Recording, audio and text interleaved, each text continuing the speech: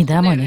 അയ്യോ അമ്മ, പാലൊന്നും വേണ്ടായിരുന്നു എനിക്ക്. അയ്യോ, വീട്ടിലേക്ക് ഒരാൾ വരുമ്പോ ഒരു ഗ്ലാസ് പാലെങ്കിലും കൊടുത്തില്ലെങ്കിൽ എങ്ങനെയാ ശരിയാവുന്നേ? മോനങ്ങ് കുടിച്ചേ. കഴിക്കാൻ പഴമൊന്നുമില്ല, പിന്നെ പാല് വേണ്ടായിരുന്നു. അതൊന്നും കുഴപ്പമില്ല, മോൻ മിണ്ടാതിരുന്നങ്ങ് കഴിച്ചേ. മോളെ, നീ എന്തിനാ ഇതൊക്കെ ചെയ്യുന്നേ? ഞാൻ ചെയ്യില്ലേ? അതൊന്നും സാരമില്ലെന്ന്. ഇപ്പൊ ഞാൻ ഇവിടെ അല്ലേ തങ്ങുന്നത്. 15 ദിവസം കഴിയുമ്പോ ഞാൻ ഇവിടെ നിന്ന് പോവും.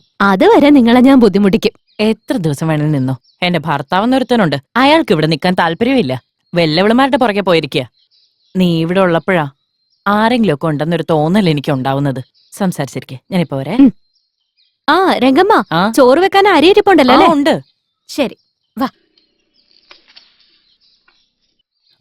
മംഗള മാഡം, എനിക്ക് നിങ്ങളോട് മാത്രമായിട്ട് കുറച്ച് കാര്യങ്ങൾ തുറന്ന് സംസാരിക്കാൻ. അപ്പൊ ഇതുവരെ തുറന്നല്ലേ സംസാരിച്ചത്? അല്ല, ഇപ്പൊ ഞാൻ സംസാരിക്കാൻ പോകുന്നത് കുറച്ച് പ്രധാനപ്പെട്ട കാര്യമാണ്. നോക്കിയേ, നിങ്ങൾ ഈ രംഗമ്മയുടെ വീട്ടിൽ താമസിക്കുന്നതിൽ ഒരു തെറ്റു വലിയൊരു നാണക്കേടുമില്ല.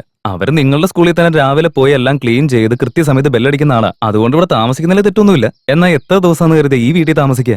അതിന് ഞാൻ ഓൾറെഡി പറഞ്ഞല്ലോ രംഗമ്മയോട്, ഇനി 15 ദിവസം കൂടെ ഇവിടെ കാണുള്ളൂ. അതൊക്കെ പറഞ്ഞാൽ ശരിയാണ്. പക്ഷെ മറ്റൊരു വീട് കണ്ടുപിടിക്കാൻ ഈ 15 ദിവസം എന്തിനാണെന്നാ ഞാൻ ചോദിക്കുന്നത്. എന്ന് വെച്ചാ? ഒന്ന് മൂളിയെ മാത്രം മതി. എന്റെ കയ്യിൽ നല്ലൊരു പ്ലാൻ ഉണ്ട്. എന്താ അത്? ഞാൻ പേയിങ് ഗസ്റ്റ് ആയിട്ട് പോണെന്നാണോ, അതോ നീ നിന്റെ റൂം ഒഴിഞ്ഞിട്ട് ഞാൻ അവിടെ താമസിക്കണമെന്നാണോ? നിനക്ക് ഈ പ്ലാനുകളല്ലാതെ വേറെന്താ ഉള്ളത്? അയ്യോ, അതൊന്നുമല്ല. എന്റെ പ്ലാൻ എന്താണെന്ന് വെച്ചാ, എന്തുകൊണ്ട് നമ്മൾ തമ്മിൽ കല്യാണം കഴിച്ചുകൂടാ എന്നുള്ളതാണ്. എന്തു പറയുന്നു? അല്ല, ഇതെന്താ മുഖം തിരിച്ച് ഒന്നും പറയാതെ അങ്ങ് പോയി കളഞ്ഞ്? ഇവനെന്താ ഇങ്ങനെ പെട്ടെന്ന് കയറി വന്ന് കല്യാണം കഴിക്കാന്നൊക്കെ പറയുന്നെന്ന് വിചാരിക്കണ്ട. കാരണം നിങ്ങളുടെ റേഞ്ച് എന്താണെന്ന് എനിക്ക് കൃത്യമായിട്ട് അറിയാം. അതുകൊണ്ടാണ് ഞാൻ കുറച്ചു മുമ്പ് പറഞ്ഞത് വളരെ പ്രധാനപ്പെട്ട ഒരു കാര്യം പറയാൻ പോവാന്ന്. അതെ, നമ്മൾ രണ്ടുപേരും കല്യാണം കഴിച്ചാ പിന്നെ രണ്ടുപേർക്കും കൂടി ഒരു വാടക കൊടുത്താൽ പോരെ? കറണ്ട്, വാട്ടർ, കേബിള്, ഇതിലൊക്കെ നമുക്ക് പൈസ ലാഭിക്കാനും പറ്റും. ഒരുമിച്ച് ജീവിക്കുകയാണെങ്കിൽ വേറെ പ്രശ്നങ്ങളൊന്നും വരാനുമില്ല. ഞാൻ ഇത്രയും പറഞ്ഞിട്ട് എന്താ ഒന്നും ഉണ്ടാകാൻ നിൽക്കുന്നത്? സത്യം പറഞ്ഞാൽ എനിക്ക് നിങ്ങളെ വലിയ ഇഷ്ടമാണ്. അല്ല, എനിക്കും അറിയാം പ്രണയം എന്ന് പറഞ്ഞ മഴ പോലെയാണ്, അത് താനേ വരണമെന്നൊക്കെ. അല്ലാതെ നമ്മൾ നിർബന്ധിച്ചായിരുന്നു മഴ വരില്ല. പക്ഷെ എന്റെ ഭൂമി തരിശായി വെറുതെ ഉണങ്ങി കിടക്കുക. മഴ പെയ്താലേ പച്ചപ്പുണ്ടാവും. പിന്നെ ഒരു കാര്യമുണ്ട്, ഞാൻ ചെറുപ്പം മുതൽ ഇത്രയും കാലം തനിച്ച് ജീവിച്ച് തന്നെ പഠിച്ചവനാ. അതുകൊണ്ട് ജീവിതത്തിൽ ഒരാൾ കൂടെ വേണമെന്ന് ആഗ്രഹം തോന്നി തുടങ്ങി. സ്കൂളിലും കോളേജിലൊക്കെ പഠിക്കുമ്പോൾ ഈ സിനിമയില് പ്രണയം ജീവിതമൊക്കെ ഒരുപാട് കണ്ടിട്ടുണ്ട്.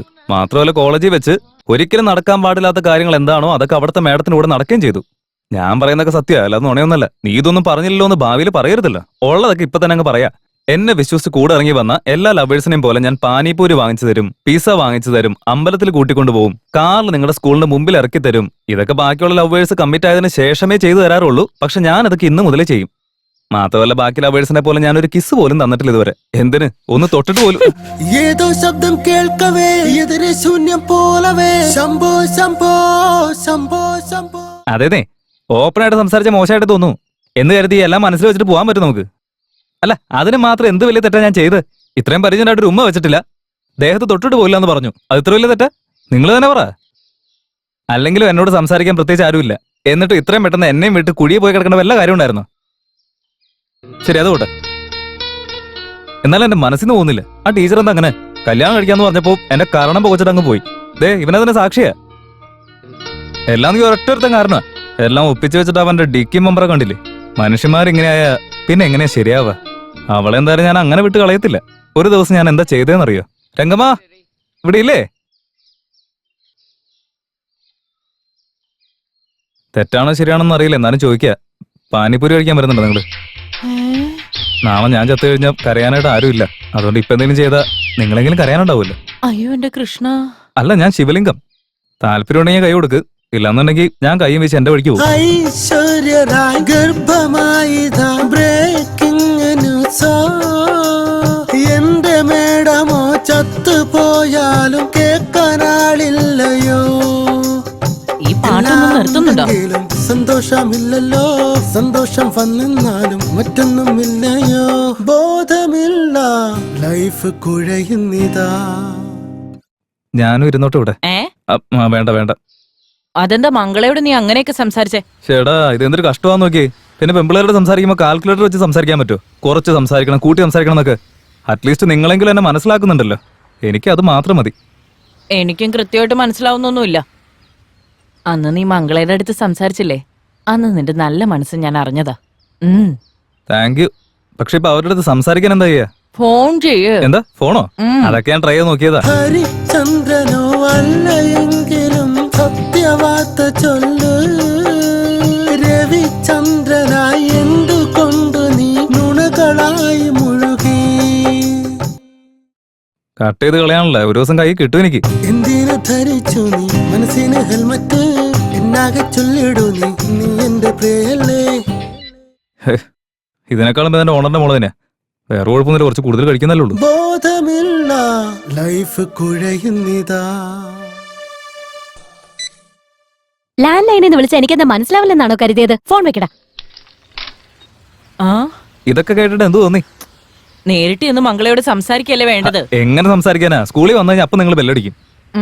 സ്കൂളിലേക്ക് കയറുന്നതിന് മുമ്പ് നിനക്കൊന്ന് സംസാരിച്ചെന്താ? അതൊക്കെ ഞാൻ ട്രൈ ചെയ്ത് നോക്കിയതാ. പക്ഷെ ടീച്ചർ എന്നെ കണ്ടു കഴിഞ്ഞാൽ അപ്പൊ ഭയങ്കര ജാടയല്ലേ കാണിക്കുന്നത്. ചാടയോ? ഒരു ദിവസം ക്ഷേത്രത്തിൽ കാണാൻ പോയത് എന്താ സംഭവിച്ചെന്നറിയോ? അത് പറഞ്ഞുതരാം, കേട്ടു നോക്ക്. എന്റെ പൊന്നു ടീച്ചറ്, ഞാൻ ചെറുപ്പം മുതൽ ഇങ്ങനെയാ. എന്റെ മനസ്സിൽ എന്തെങ്കിലും ഉണ്ടെങ്കിൽ അതൊക്കെ ഞാൻ അപ്പൊ തന്നെ തുറന്നു പറയും. കോടതിയിൽ ലെക്ചറർ എന്റെ അടുത്ത് എന്താ ഇഷ്ടം എന്ന് ചോദിച്ചപ്പോ, അമ്മേ ദേവി മഹാമായ രക്ഷിക്കണേ, അതായത് ശിവന്റെ ക്ഷേത്ര. പരമേശ്വര ഈശ്വര ശ്രീകണ്ഠേശ്വര. മേഡം മേഡം ഇവിടെ നോക്ക്, നിന്നോട് സംസാരിക്കാൻ എനിക്ക് താല്പര്യമില്ല.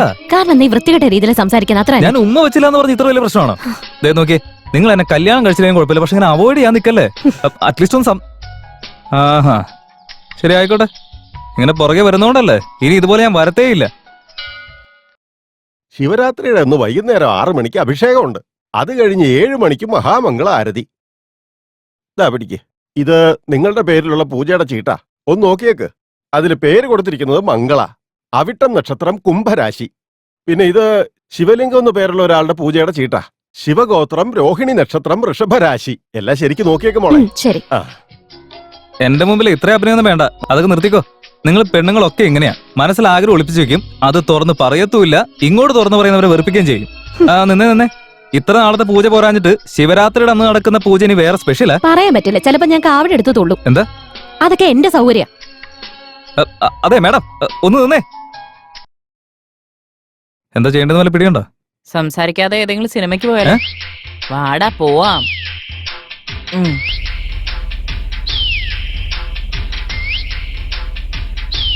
എന്തെങ്കിലും ഐഡിയ കിട്ടിയോ? കാർ ഒന്ന് അങ്ങോട്ട് ഒതുക്കി നിർത്തിയേ. എന്തിനാ, ബാത്റൂമിൽ പോവാനാ? നീ പറയുന്ന കാര്യം ചെയ്തേ. നിനക്ക് കാറ് വാങ്ങാൻ വേണ്ടി മംഗള മാഡം റൂം ഒഴിഞ്ഞ് നിനക്ക് അതിന്റെ പൈസ തന്നില്ലേ? തന്നു. നീ അത് തിരിച്ചു കൊടുത്തോ? ഇല്ല, ഇതുവരെ കൊടുത്തിട്ടില്ല. ആ ഒരു കാരണം പറഞ്ഞ് നിനക്ക് മാഡത്തെ പോയി കാണാലോ. എങ്ങനുണ്ട് ഐഡിയ? രംഗമ്മേ, നിങ്ങളുടെ ഭർത്താവ് എന്തിനാ നിങ്ങൾ വിട്ടിട്ട് പോയത്? തലയ്ക്ക് വട്ടായതുകൊണ്ട്. നിങ്ങൾക്കാണോ? പോടാ അയാൾക്ക്. എന്ന് പറഞ്ഞ സംസാരം മാത്രമേ ഉള്ളൂ, കുടുംബം നടത്താൻ അറിയില്ല. എന്താടാ ഇതെല്ലാം? എനിക്ക് എത്ര വലിയ ഐഡിയ തന്നേന്നറിയോ? ആ രംഗമ്മേ, അതെ രംഗമ്മേ.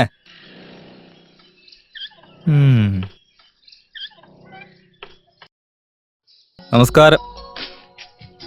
നമസ്കാരം നിങ്ങൾക്കല്ല, ഈ വീടിന്റെ ഓണർക്ക്. രംഗമില്ലേ ഇവിടെ? ചോദിച്ചിട്ടില്ലേ ഉണ്ടോന്ന്? രംഗമ്മ, പൊന്മാനെ കോപം എന്തിന് പൊന്മാനെ? രംഗമ്മേ. അയ്യോ മോനായിരുന്നോ? Many many happy returns of the day Rangamma. Thanks അല്ലോ. ഇവനല്ലേ ഗിഫ്റ്റ് തരുമ്പോ താങ്ക്സ് പറയണമെന്ന് പറഞ്ഞേ. അതെ, ഞാൻ തന്നെയാ താങ്ക്സ് പറയാൻ പറഞ്ഞത്. അതിനിപ്പോ എന്താ?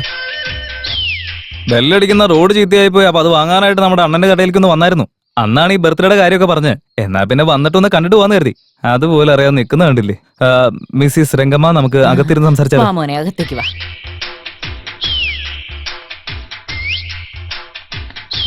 ഇപ്പൊ നിങ്ങൾക്ക് നമസ്കാരം.